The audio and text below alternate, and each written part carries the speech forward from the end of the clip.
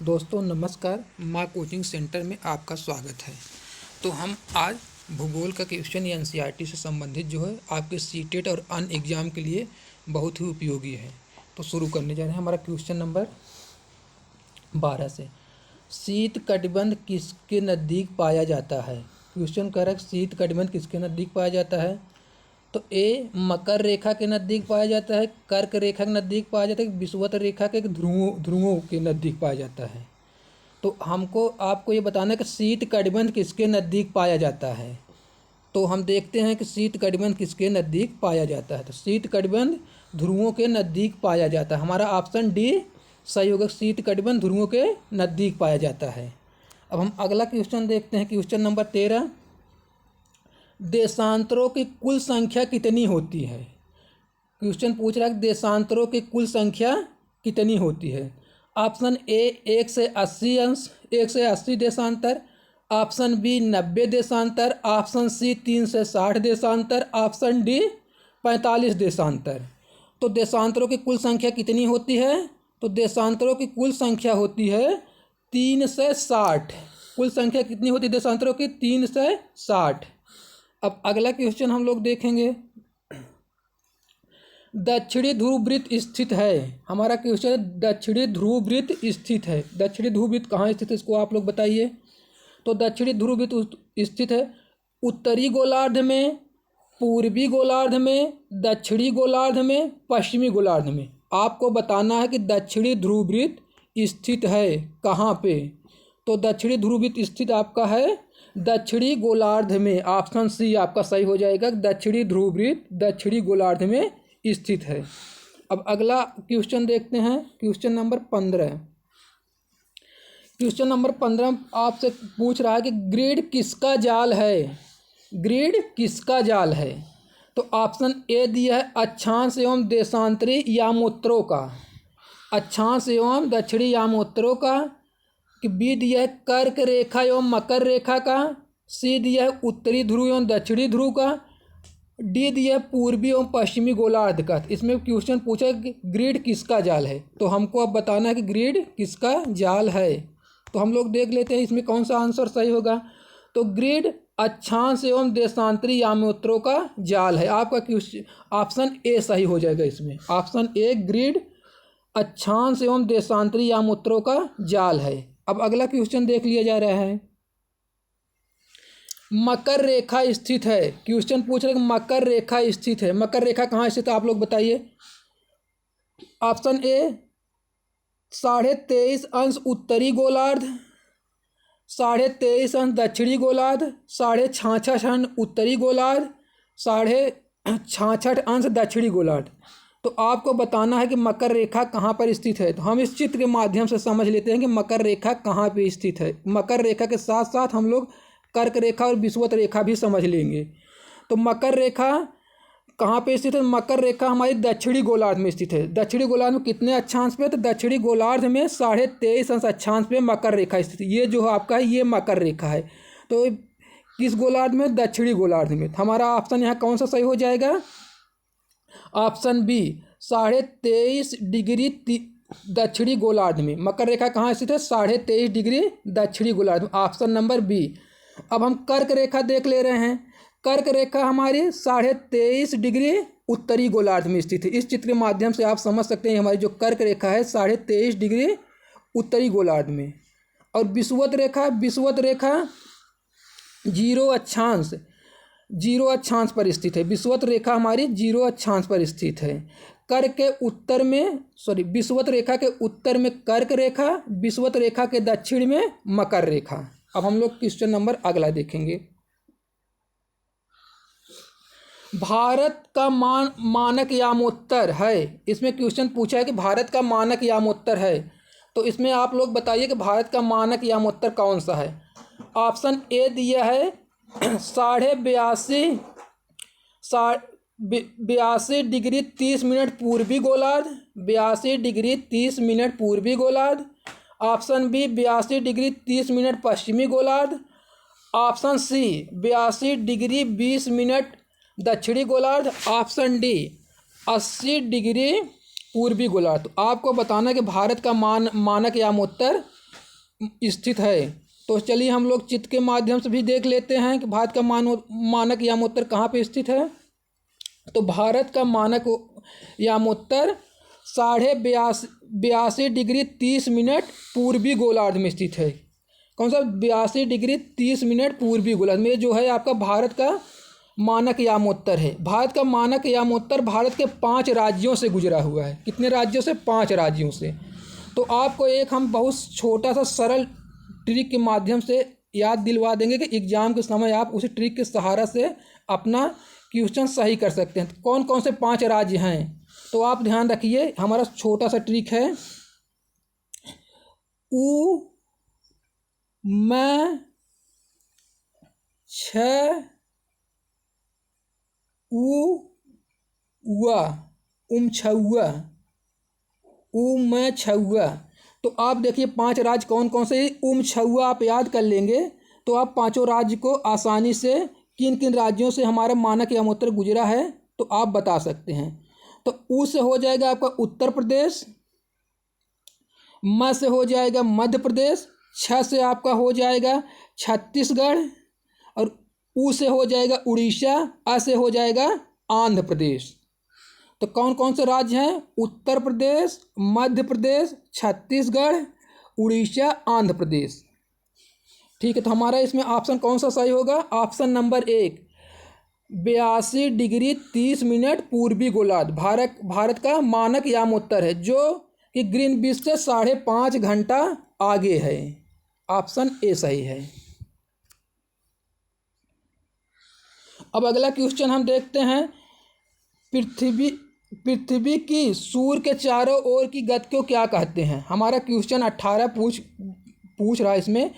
पृथ्वी की सूर्य के चारों ओर की गति को क्या कहते हैं? जो पृथ्वी अपने कक्षा में सूर्य के चारों ओर, क्योंकि पृथ्वी की 2 गति होती है, एक अपने अक्ष पे करती है जिससे दिन और रात होता है, और जो अपने कक्षा में करती है जिसके कारण ऋतु परिवर्तन होता है। तो ये उस गति को क्या कहा जाता है? ऑप्शन ए घूर्णन कहा जाता है, ऑप्शन बी परिक्रमण कहा जाता है, ऑप्शन सी झुकाव कहा जाता है, ऑप्शन डी परिभ्रमण कहा जाता है। तो हम लोग देख लेते हैं कि इस गति को क्या कहा जाता है। तो पृथ्वी के सूर्य के चारों ओर गति को कहा जाता है परिक्रमण। क्या कहा जाता है? परिक्रमण। आपका ऑप्शन बी सही होगा। ऑप्शन बी सही है आप यहाँ पे, कि पृथ्वी के सूर्य के चारों ओर की गति को परिक्रमण कहा जाता है। Option B. अब अगला ऑप्शन हम लोग क्वेश्चन देख रहे हैं। सूर्य की सीधी किरणें विषुवत रेखा पर किस दिन पड़ती है? Question number 19। सूर्य की सीधी किरणें विषुवत रेखा पर किस दिन पड़ती है? सूर्य की सीधी किरणें विषुवत रेखा पर किस दिन पड़ती है पूछ रहा है। तो ऑप्शन ए 23 सितंबर को सीधी पड़ती हैं, 21 मार्च को सीधी पड़ती हैं, 21 जून को सीधी पड़ती हैं, कि ए और बी मतलब 23 सितंबर 21 मार्च को पड़ती हैं। तो आप ये बताइए कि सूर्य की सीधी किरणें विषुवत रेखा पर कब पड़ती हैं? तो सूर्य की सीधी किरणें विषुवत रेखा पर 23 सितंबर 21 मार्च को पड़ती हैं। कब पड़ती हैं? 23 सितंबर 21 मार्च। तो आपका ऑप्शन सही हो जाएगा डी। सूर्य की सीधी किरणें विषुवत रेखा पर 21 मार्च और 23 सितंबर को पड़ती हैं। 21 जून को सूर्य की सीधी किरणें कहाँ पड़ती हैं? कर्क रेखा पे पड़ती हैं। कर्क रेखा पे कब पड़ती हैं? 21 जून को सीधी पड़ती हैं। और मकर रेखा पे कब पड़ती हैं सूर्य की सीधी किरणें? तो मकर रेखा पर सूर्य की सीधी किरणें 22 दिसंबर पड़ती हैं। 22 दिसंबर को मकर रेखा पर सूर्य की सीधी किरणें पड़ती हैं, जो आपको यहाँ पे दिखाया हुआ है। ठीक है। और 21 जून को कहाँ पड़ती हैं सूर्य किरणें सीधे? तो आपका कर्क रेखा पर सीधी पड़ती हैं। 21 जून को कर्क रेखा पर सीधी पड़ती हैं। लेकिन 23 सितंबर और 21 मार्च को आपका विषुवत रेखा पर सीधी पड़ती हैं। तब दोनों गोलार्धों में दिन और रात बराबर होता है। अब हम लोग अगला क्वेश्चन देखेंगे। Question number 20। गर्मी में क्रिसमस का पर्व कहाँ पर मनाया जाता है? आपसे क्वेश्चन 20 पूछे, गर्मी में क्रिसमस का पर्व कहाँ पर मनाया जाता है? जो कि हमारे भारत में भी बहुत धूमधाम से क्रिसमस का पर्व मनाया जाता है। हम लोग भी मनाते हैं क्रिसमस के पर्व को। तो चलिए हम देख लेते हैं। हमारा ऑप्शन ए कि भारत में मनाया जाता है गर्मी में क्रिसमस का पर्व, कि जापान में मनाया जाता है कि गर्मी में क्रिसमस का पर्व, कि ऑस्ट्रेलिया में मनाया जाता है कि गर्मी में क्रिसमस का पर्व, कि नेपाल में मनाया जाता है गर्मी में क्रिसमस का पर्व। तो हम पहले ये समझ लें कि मतलब ये क्रिसमस का पर्व पूछ रहा है गर्मी में कहाँ मनाया जाता है। तो जब क्रिसमस का पर्व मनाया जाता है तो क्रिसमस का पर्व जनवरी माह में मनाया जाता है। तो जनवरी माह में हमारे भारत में क्या पड़ता है, ठंडी पड़ती है। तो हमारा भारत स्थित कहाँ है, हमारा भारत स्थित है आपका उत्तरी गोलार्ध में। तो जापान भी उत्तरी गोलार्ध में स्थित है, नेपाल भी भारत का पड़ोसी है, वो भी उत्तरी गोलार्ध में स्थित है। लेकिन ऑस्ट्रेलिया कहाँ स्थित है, ऑस्ट्रेलिया आपका दक्षिणी गोलार्ध में स्थित है। ऑस्ट्रेलिया कहाँ स्थित है, ऑस्ट्रेलिया दक्षिणी गोलार्ध में स्थित है। तो जनवरी माह में गर्मी कहाँ पड़ेगी, भारत में पड़ेगी, मतलब उत्तरी गोलार्ध में पड़ेगी, दक्षिणी गोलार्ध में पड़ेगी। तो जनवरी माह में गर्मी आपकी दक्षिणी गोलार्ध में पड़ेगी। तो आपका विकल्प सी सही हो जाएगा, गर्मी में क्रिसमस ऑस्ट्रेलिया में मनाया जाता है। चलिए अगला क्वेश्चन हम लोग देखते हैं। ऋतुओं में परिवर्तन पृथ्वी के किस गति के कारण होता है। ऋतुओं में परिवर्तन पृथ्वी के किस गति के कारण होता है। एक क्वेश्चन शायद दोबारा रिपीट हो गया है। ऋतुओं में परिवर्तन पृथ्वी के किस गति के कारण होता है। तो पृथ्वी की दो गति होती है, एक अपने अक्ष पे करती है और एक अपने कक्षा में, जो सूर्य के चारों तरफ करती है उसको हम कहते हैं परिक्रमण, और जो अपने अक्ष पे करते हैं उसको हम परिभ्रमण कहते हैं। तो हम लोग देख लेते हैं कि ऋतुओं में परिवर्तन पृथ्वी के किस गति के कारण होता है। घूर्णन गति के कारण होता है, परिक्रमण गति के कारण होता है, कि परिभ्रमण गति के कारण होता है, कि गुरुत्वाकर्षण के कारण होता है।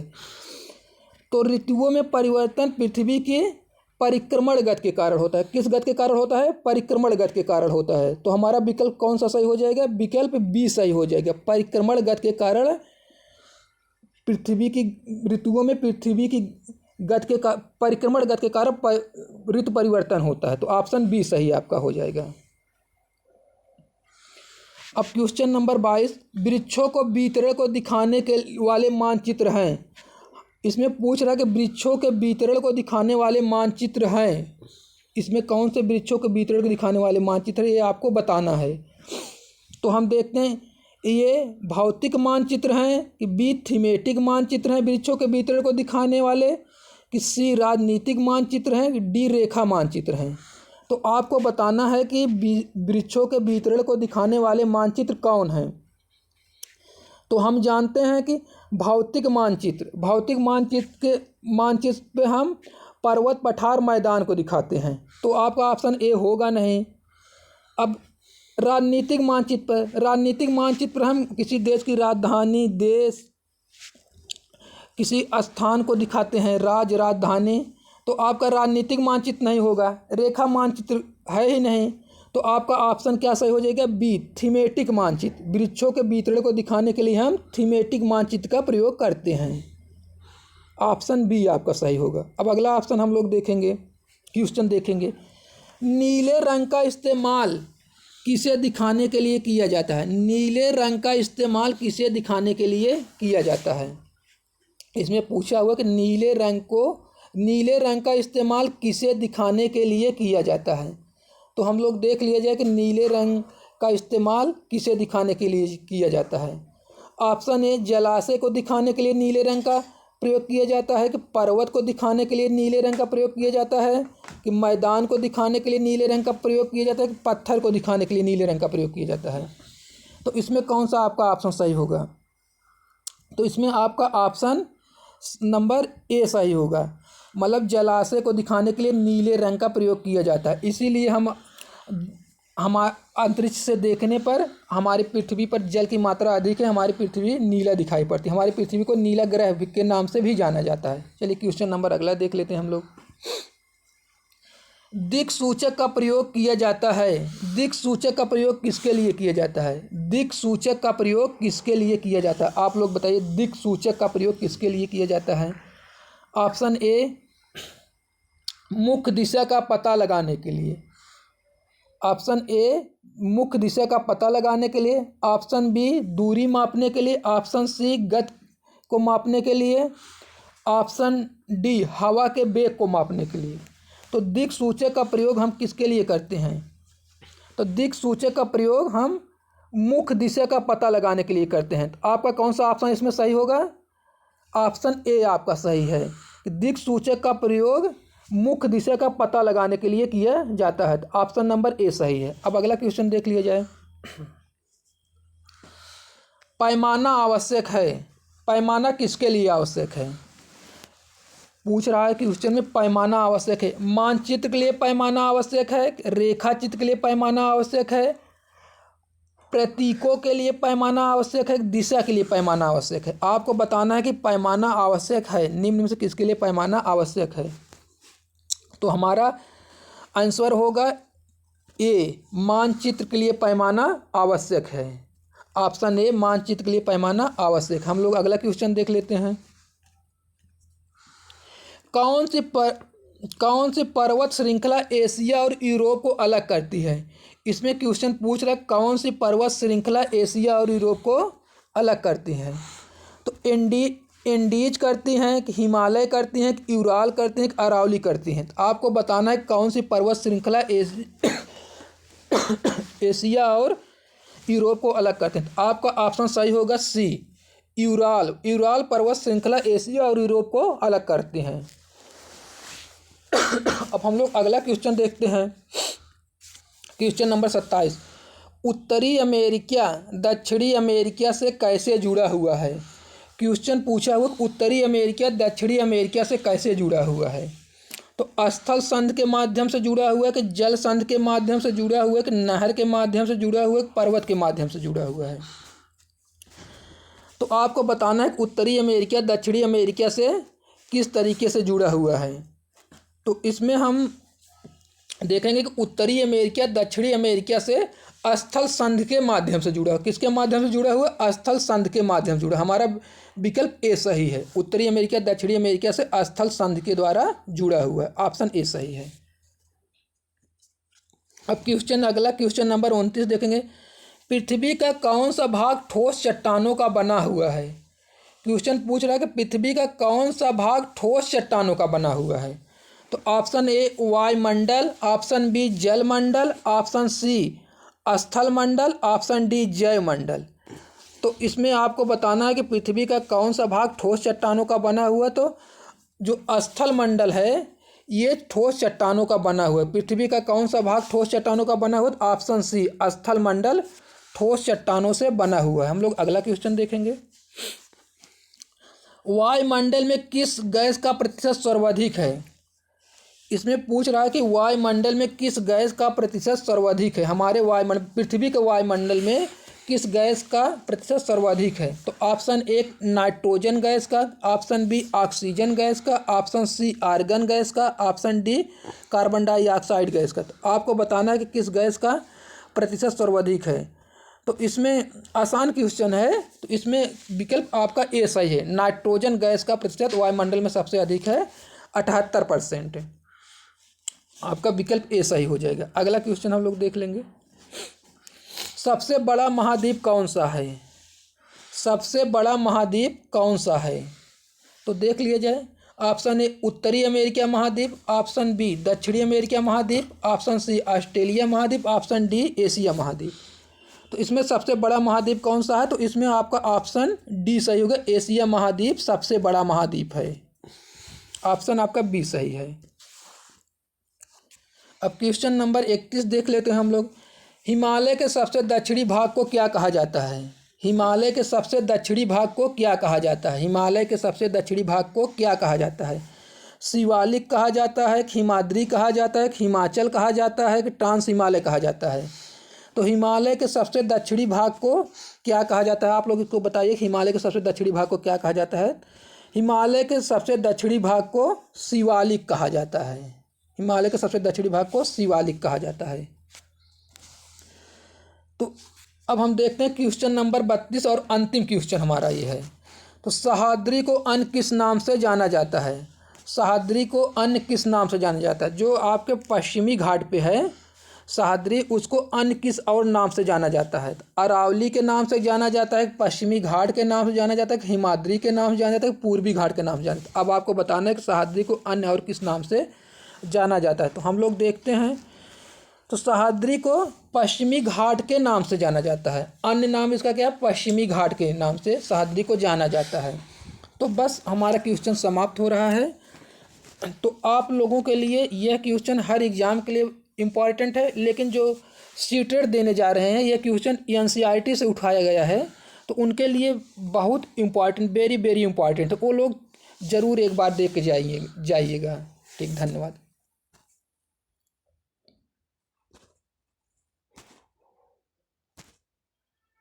फिर